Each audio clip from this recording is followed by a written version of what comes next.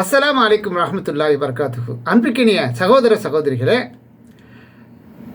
நபிமார்களில் முத்திரை என்ற தலைப்பில் இந்த காணொலியை காண இருக்கிறோம்.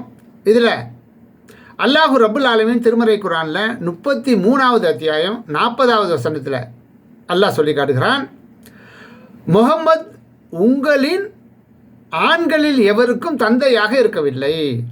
ஆண் மக்களாக இருக்கக்கூடிய மனிதர்களுக்கு யாருக்கும் நபி ஸல்லல்லாஹு அலைஹி வஸல்லம் அவர்கள் தந்தையாக இருக்கவில்லை. மாறாக அவர் அல்லாஹுவின் தூதராகவும் நபிமார்களில் முத்திரையாகவும் முத்திரையாகவும் இருக்கிறார். அல்லாஹ் ஒவ்வொரு பொருளையும் அறிந்தவனாக இருக்கிறான் என்று அல்லாஹ் சொல்லி காட்டுகிறான்.